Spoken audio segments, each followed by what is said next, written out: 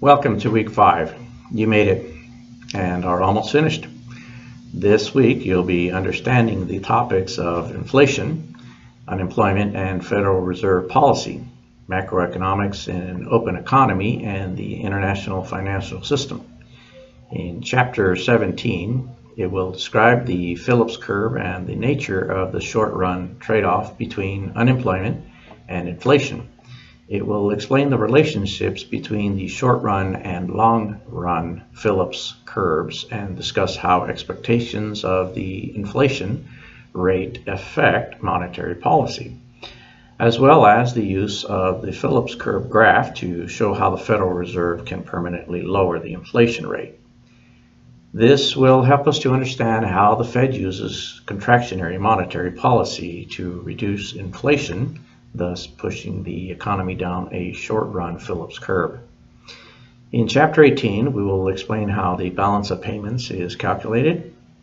The balance of payments is the record of a country's trade with other countries in goods, services, and assets. In addition, explaining how exchange rates are determined and how changes in exchange rates affect the price of imports and exports.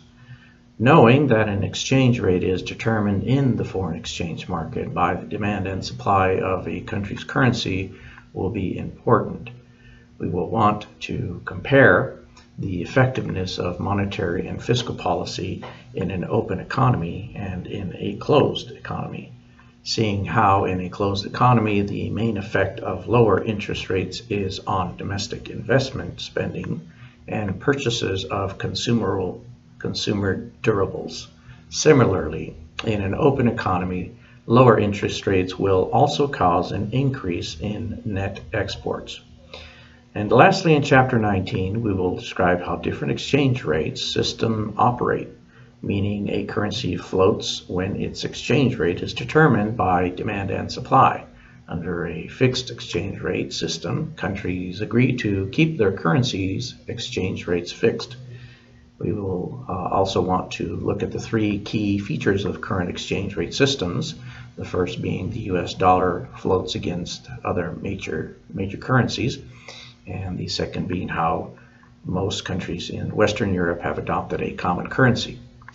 The third being the developing countries have fixed their currencies' exchange rates against another currency.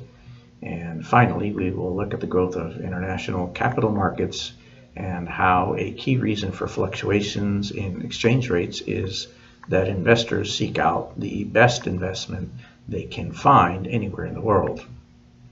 To complete this week, you'll be required again to participate in the discussion and be required to put an initial posting as well as respond to 2 other classmates. Please post early in the week, preferably by Wednesday midnight, to allow your classmates time enough to respond. You'll also be required to complete an assignment, which is to write a 5 to 7 page summary of your earlier papers. In this final paper, you will draw on each of the earlier assignments and provide a final summary paper. Please read the assignment instructions and how to turn in your assignments. Lastly, you'll be required to complete the 25-question quiz, so please, again, plan your workload accordingly. I look forward to seeing you in the virtual room on Wednesday at 7 p.m. Pacific Time. Have a great week.